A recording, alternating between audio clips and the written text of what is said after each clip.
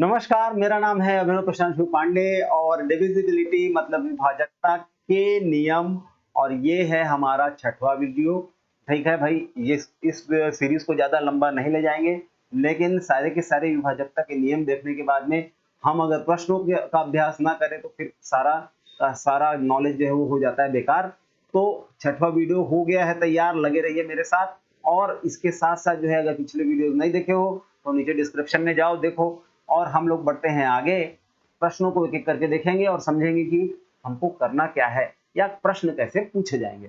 तो सबसे पहला प्रश्न क्या बोल रहा है कि एक संख्या भाई कितने डिजिट वाली संख्या है? 6 डिजिट वाली संख्या। ठीक है, तो ले लेते हैं हम लोग एक 6 डिजिट वाली संख्या और उसके दोनों किनारे पे क्या है? 2 है, मतलब 2 और यहाँ 2 और बीच में 4 खाली जगह। अब ये प्रश्न क्या बोलता है कि अगर वो बीच वाले सारे के सारे जो अंक हैं वो एक जैसे ही हो तो उसके लिए क्या सूट करेगा? अब अगर नहीं पता है तो करके देख लेते हैं। पहले डालेंगे 5 5 5 5। अच्छा, ये बहुत लंबा है, इसको छोटा कर लेते हैं। तो अगर ये 4 डिजिट वाली संख्या होती तो यहाँ पर होता ऐसा, और यहाँ पे अगर मैं 5 5 डालता हूं तो देखो 5 और 2 7 और 5 और 2 7, मतलब 7 ऋण 7 11 का तो विभाजकता का नियम पता है, तो यहाँ पर आ जाएगा 0। उत्तर 5 के लिए तो सही है। 0 अगर डाल देंगे तो फिर जो है यहाँ पर हो जाएगा 2 0 0 2 और यहाँ पर 2 धन 0 2 धन 0, फिर से जो है 2 ऋण 2 आएगा 0। यहाँ पर भी सही है। 9 डाल के देखते हैं, चलो। तो 9 मतलब 2 9 9 2 और यहाँ पर भी क्या होगा? 9 धन 2 9 धन 2, फिर से आ रहा है 0। मतलब ये है कि अगर किनारे के दोनों अंक जो है वो कैसे हों? एक जैसे हों। और उसके बाद में बीच के सारे अंक अगर एक ही होने चाहिए, और हमारे पास में कितने हैं? ये 6 क्या है? ये इवन है। हम लोगों ने पिछले वीडियो में ऑड वाला देखा था, अभी इवन वाला देख रहे हैं। और अगर इवन वाली सिचुएशन है तो आप कोई सा भी डिजिट डाल दो, वो सबके लिए सही है। इस प्रकार ऑल ऑफ दी अबव हमारा करेक्ट आंसर हुआ। चलिए आगे का प्रश्न देखेंगे। अगला प्रश्न क्या है? अगला प्रश्न है कि 148 डिजिट वाली संख्या है, मतलब 1 2 3 4 5 6 7 ऐसे करके 148 जगह हैं, और लास्ट में जो है क्या है? लास्ट में हमारे पास में 9 है और यहाँ पर भी 9 है। अब बीच में एक ही जैसे जो है सारे के सारे डिजिट आने हैं, वो क्या होने चाहिए? तो अभी तो हम लोगों ने देखा कि 148 क्या है? ये इवन नंबर है, और इवन नंबर वाली सिचुएशन में कुछ भी डालो सब चलता है, मतलब ऑल ऑफ दी अबव हमारा करेक्ट आंसर है। ठीक है, आगे का प्रश्न देखो। आगे का प्रश्न बोलता है 88 से भाग देना है। 88 की विभाजकता का नियम क्या है? ये कंपाउंड है भैया, और अगर कंपाउंड है तो हम क्या देखेंगे? ये 11 से भी डिवाइड होना चाहिए और ये 8 से भी होना चाहिए। लेकिन पहले किसका चेक करेंगे? भाई 11 के लिए पूरा नंबर चाहिए, लेकिन 8 के लिए लास्ट के 3 देखेंगे, हो जाएगा। तो लास्ट का 3 उठाओ, 4 6 और y। अब ये 8 से विभाजित होना चाहिए। और देखो 8 8 8 दूनी 16 8 24 8 चौक 32 8 पंचे 40। तो अगर मैं 8 पंचे करूं तो यहाँ पर 40 हो गया और बचा 6। अब देखो 8 8 64 होता है, तो मैं अगर y की वैल्यू कितनी ले लूं? 4 ले लूं, तो ये हो जाएगा 58 से पूरी तरीके से डिवाइड, मतलब y की वैल्यू मुझे क्या मिल गई? 4 मिल गई। ठीक है, अब हम क्या करेंगे? अब हम पूरा नंबर लिखेंगे और 11 से डिविजिबिलिटी देखेंगे। तो 8 x 5 1 4 6 y। यहाँ पर y नहीं है, यहाँ पर 4 है, क्योंकि अभी हम लोगों ने y की वैल्यू निकाल ली है। तो अब देखेंगे, देखो 4 और 4 होता है 8, 8 5 होता है 13, और 13 और 8 कितना हो सकता है? तो 13 और 8 होता है 21 21। ठीक है, अब हम लोग जो है दूसरे पोजीशन में जो है नंबर्स को गिनेंगे। तो देखो यहाँ पर 6 और 1 7 और 7 धन x, तो 21 माइनस ब्रैकेट में 7 प्लस x। अब बताओ, 7 में कुछ भी जोड़ के उसको 21 बना के शून्य कर सकते हैं क्या? नहीं, वो तो डिजिट है। तो 7 में 7 को बनाना है 11, मतलब x की वैल्यू ले लेंगे 4, तो 7 4 11, और 21 में से नहीं, तो 7 को ले लेंगे, x को ले लेंगे 3, तो 7 3 हो जाएगा 10, 21 में से 10 गया, बचेगा 11, और ये डिविजिबल हो जाएगा 11 से। इसलिए b की वैल्यू हम क्या ले लेंगे? 3, मतलब x की वैल्यू ले लेंगे 3। अब यहाँ देखो 3 गुना और y की वैल्यू क्या ली है? 4, तो 4 दिया होता है क्या? 12। तो 12 हमारा करेक्ट आंसर हो गया, ये डी हमारा करेक्ट आंसर। समझे आप लोग? प्रैक्टिस करते रहेंगे, चीजें समझ में आती रहेंगी। हम तो ये समझ रहे हैं कि प्रश्न कैसे आने वाले हैं। अगला प्रश्न देख लो। अगले प्रश्न में क्या बोल रहा है, ये बोल रहा है कि कंप्लीटली डिविजिबल बाय 11। भैया ज्यादा इजी से क्वेश्चन हो गया, हम तो कंपाउंड की आदत पड़ गई अभी तक। चलो ठीक है, हम लोग डिजिट लिखते हैं, 9 है, 7 है, 2 है, 1 है, 5 है, x है और 6। क्या करते हैं, अल्टरनेटिव जो नंबर हैं उनको जोड़ देते हैं। 6 और 5 11, 11 12 13 और 13 और 9 कितना होता है, तो 13 और 9 होता है 22। हाँ 22 होता है जी। और 22 में से कितना करना है, x 7 और 1 8। अब 22 में 8 प्लस x को सब्ट्रैक्ट करना है, या तो 0 आ जाए या तो 11 आ जाए। 0 तो ला नहीं सकते क्योंकि 8 में कोई एक डिजिट जोड़ के हम लोग 22 तो बना नहीं सकते, तो इसको जो है 11 बना लेते हैं। तो 8 में कितना जोड़ेंगे, 3 जोड़ेंगे तो 11 आ जाएगा, इसलिए 3 हमारा करेक्ट आंसर हो जाएगा, है ना। फिर 22 में से 11 गया, बचा 11।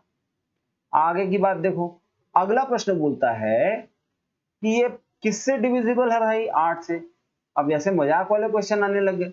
6x2 डिविजिबल किससे है, 8 से है, क्योंकि लास्ट का 3 डिजिट ही तो चेक करते हैं।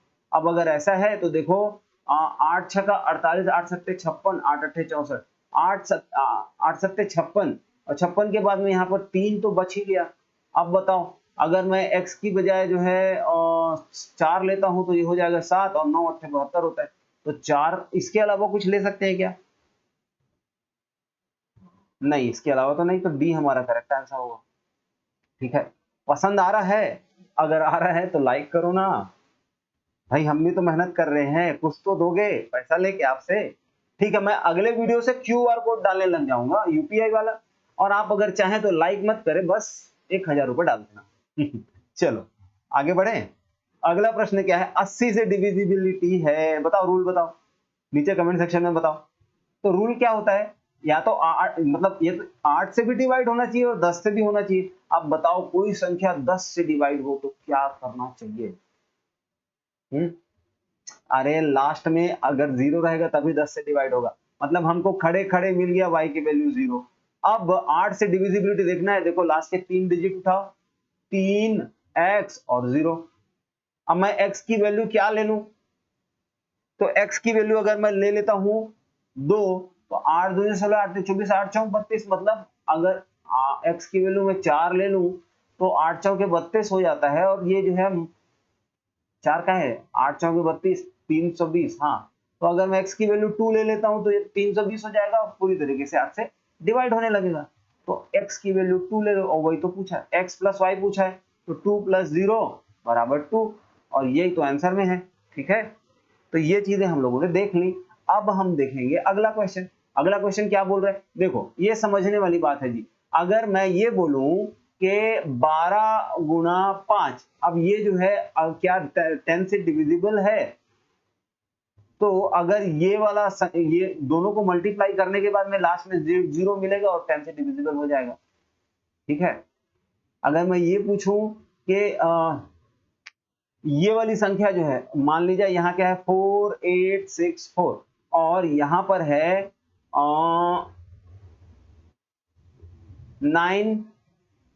9p2, तो 9p2।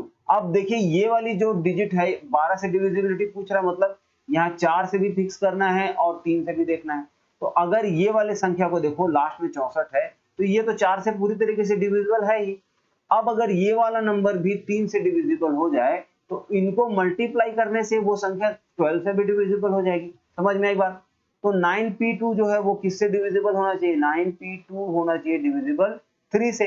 अब ये इसको डिविजिबल बनाने के लिए क्या करेंगे, p की वैल्यू अगर मैं 9 1 ले लेता हूं, तो p की वैल्यू 1 लेने से क्या हो जाएगा, 9 और 1 10 और 2 12, मतलब p की वैल्यू 1 लिया और वो पूरी की पूरी संख्या डिविजिबल हो गई किससे, 12 से। समझ में आई बात।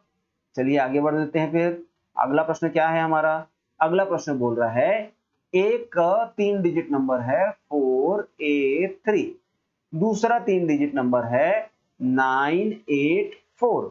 इन दोनों को जोड़ने से क्या मिलता है, यहां मिलता है 7, यहां मिलता है b, यहां मिलता है 3 और 1। ये 4 डिजिट नंबर है। और बोल रहा है कि ये नीचे वाला नंबर किससे डिविजिबल है, 11 से। तो अगर ये 11 से डिविजिबल है तो पहले b की वैल्यू हम लोग आसानी से निकाल सकते हैं। यहाँ देखो 7 और 3 10। अब 10 में क्या जो है हम लोग सब्ट्रैक्ट करेंगे 1 प्लस बी और आंसर आना चाहिए 0, तब तो भैया 11 से डिविजिबिलिटी होगी। तो यहाँ पर b की वैल्यू क्या हो गई, b की वैल्यू हो गई 9। अब ये b की वैल्यू हमको पता चल गई 9। यहाँ देखो फिर से ध्यान से देखो, यहाँ जो ध्यान वाली बात है वो देखो, कैरी क्या 3 प्लस 4 यहाँ पर 7 है, कुछ कैरी हो रहा है क्या, नहीं। 4 प्लस 9 बराबर 13 होता है, कुछ कैरी हो रहा है क्या, नहीं। तो मतलब ये है कि अब 8 प्लस 1 ए, इनका वैल्यू किसके बराबर होना चाहिए, 9 के, क्योंकि नीचे बी है और बी की वैल्यू हम निकाल चुके हैं। तो ए की वैल्यू क्या हो गई 1। अब क्या पूछ रहा है, ए प्लस बी, मतलब बी कितना है 9 और ए क्या है, बी है 9, ए क्या है 1, दोनों को जोड़ो तो कितना आ जाएगा 10। यही हमारा आंसर है, इसलिए ए हमारा करेक्ट ऑप्शन है। ठीक है, अगला प्रश्न देखेंगे। अब अगले प्रश्न में क्या है, 583-437 किससे डिविजिबल है, 9 से। वाह, ऐसा सवाल भी पूछता है क्या, बिल्कुल, चलो देख लेते हैं। तो अब 9 से डिविजिबल है तो जोड़ा बनाओ, कट करो, आगे बढ़ो। यहाँ देखो 5 और 4 9, ठीक है। अब उसके बाद में यहाँ 8 और 1 9 ले लेते हैं, बचा 2, 7 और 2 9 ले लेते हैं, बचा 3। और ये 3 में और क्या जोड़ेंगे कि हमको 9 से डिविजिबल हो जाए, तो 6 आता है, 6 हमारा करेक्ट आंसर हो जाएगा। आप जोड़ के भी देखोगे तो आपको जो है वहां डैश में जो है रखने के लिए 6 आंसर मिलता है। मैंने क्या किया, मैंने जहां जहां से 9 निकालते बनता है निकाल दिया, ठीक है। तो डी हमारा करेक्ट आंसर हुआ। अगला प्रश्न हम देखेंगे 4। अब ये किससे डिविजिबल है, 24 से। मतलब किससे किससे होना चाहिए, 8 से भी और 3 से भी। पहले क्या चेक करेंगे, लास्ट 3 डिजिट से 8 की डिविजिबिलिटी देखेंगे। तो चलो देखते हैं, 5 1 क्यू बटे 8 फुली डिविजिबल। क्यू की मिनिमम वैल्यू देखो 512 जो है वो 8 का क्यूब होता है, इसलिए क्यू की वैल्यू हमको क्या मिल गई, 2 मिल गई। यहाँ लिख लेते हैं भाई क्यू की वैल्यू क्या है, 2। अब ये पूरा का पूरा डिजिट नंबर रिपीट करते हैं, 4 8 4 P 7 5 1 2, क्यू का वैल्यू डाल दिए 2। अब देखो 2 और 1 3 ये गया, फिर 5 और 4 9, इसको भी काट दो। अब यहाँ पर से देखो 4 में 8 4 12, ये भी काट दो। अब p मतलब p की वैल्यू p प्लस 7 और ये डिविजिबल होना चाहिए किससे, 3 से। तो अगर मैं p की वैल्यू 2 ले लेता हूँ तो 7 और 2 9 हो जाएगा, डिविजिबल हो जाएगा 3 से। तो p के वैल्यू हमको मिल गए 2, इसको भी लिखो। अब 2 प्लस 2 कितना होता है 4, तो हमारा करेक्ट आंसर क्या हो गया 4। आप समझ गए होंगे। तो इस तरीके से जो है हम लोगों ने डिविजिबिलिटी के बहुत सारे क्वेश्चंस देख लिए।